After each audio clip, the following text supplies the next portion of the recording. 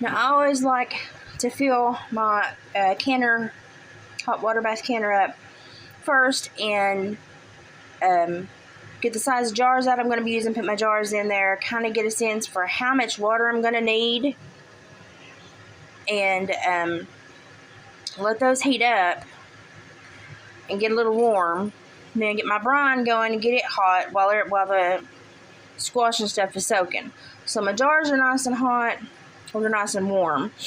And then my brine gets nice and hot. Then I get my jars out a couple at a time and I pack them. So I'm packing my cucumbers and onions into already warm jars, put the hot brine over them, and you can put them straight back into your water bath canner that is already warm, and it takes less time to bring it to a boil.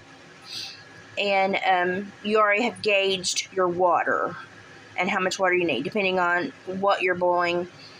You know, the tiny little jelly jars, you know, if you're going to do Pond's quarts, you already gauged what you're going to be needing, and you already have almost the amount of water going that you need. Now, when you get your jars in there, I like to put a couple inches of water over the top of my jars, just because that's the way my granny taught me, and I'm OCD. So I'll have it over my jars a little bit, and I'll bring it to a nice hot boil for about 15 minutes. It will heat the house up, so that's why I'm doing this at night. Now look, I've got my jars in there. I'm using the little tiny ones because I will eventually probably give these away as gifts. Normally, if you fill the outside up, you want to use a dummy jar in the middle so that they're packed good and they don't wiggle and break. I have found out that if you have a Instapot, this little secondary rack from the Instapot will go right inside your gold bands when you get the lids on and hold them still while they boil. So, yeah, it's maybe cheating, but hey, I'm going to cheat. It works for me. So I'm going to let these start simmering and getting warm. I did fill them full of water. I'm going to get them warm, and I'm going to pick them up with my jar picker-upper and fill them with the squash. And I'm going to have a towel on the counter to put my jars on. So I'm going to find all my crap, and I'm going to get my squash soaking in a salt bath, and I'm going to get my brine going after that. Okay, so my grandma wouldn't stay out of my head, so I made dummy jars to go in the middle. So blah, blah, blah. My brine came to a boil. I've got it simmered now. Fixing to drain this. Do not rinse it. You want the salt in it. And I pulled out my hot jars. I'm fixing to pack. Here we go.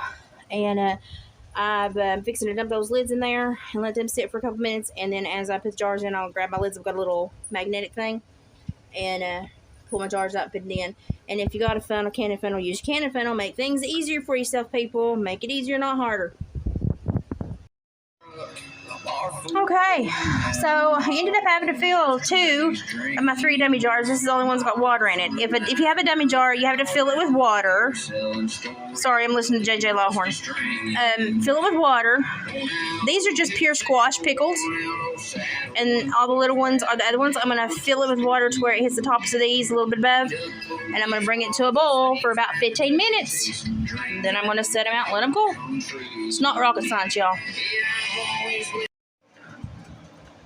While I'm doing this water bath cannon, I thought I'd take a quick moment and show you these pretty little earrings I made out of coyote vertebrae that have been sterilized and cleaned. Don't worry, guys. They also have a buffalo bone painted a bead on it, a turquoise bead, and a buffalo column bone with resin at the bottom so it won't fall off. And they have good movement. I think they're very pretty, very neat.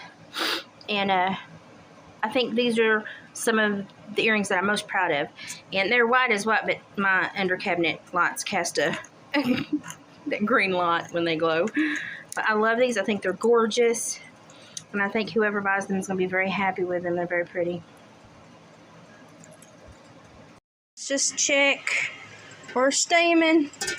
Now I could have put one more jar in there, y'all, but I know my water bath canner, and I know it's gonna jibby around for a minute, but I know it's not gonna jibby long enough to break one. So I'm okay. And we're getting there. As soon as it starts boiling, I'll start timing. Oh, and you know, you can clean your kitchen up while that does. So I did all my dishes, and if you're wondering what these are mercury towers on either side of my sink. They're supposed to be like healing and calming, and I'm supposed to keep them by running water, so I put them by my sink. So hey, that was from a friend letting me use them for a while to see if it kind of kicks my body into overdrive. So I done my dishes. I'm letting my brine pot soak, and we're moving on tonight, y'all. You don't like it when I can, do you? Because you don't like vinegar smell, do you? So no, I don't. But it's okay. You tolerate me, don't you? Do you tolerate me? Yeah. Lay down on your blankie. Lay down. You don't want to lay down? You want a treat? Show them how you ask for a treat. What do you want? What do you want? Push your button. Oh, you're such a smart boy.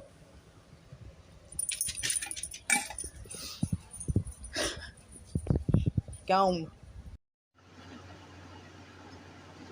Hey Google, how much time is left on my timer? There's 53 seconds left.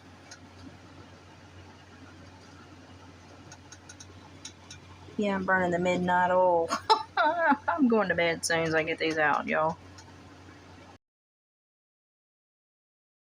Just my alarm went off. I turned my burner off. I'm gonna take my lid off, set it in the sink. We're gonna let these cool down for just a minute, and then I'm gonna set them on the towels. Okay, and here is the finished product. Got 7 little jars, 2 pints, and of course my dummy jar. And I'm gonna leave them alone.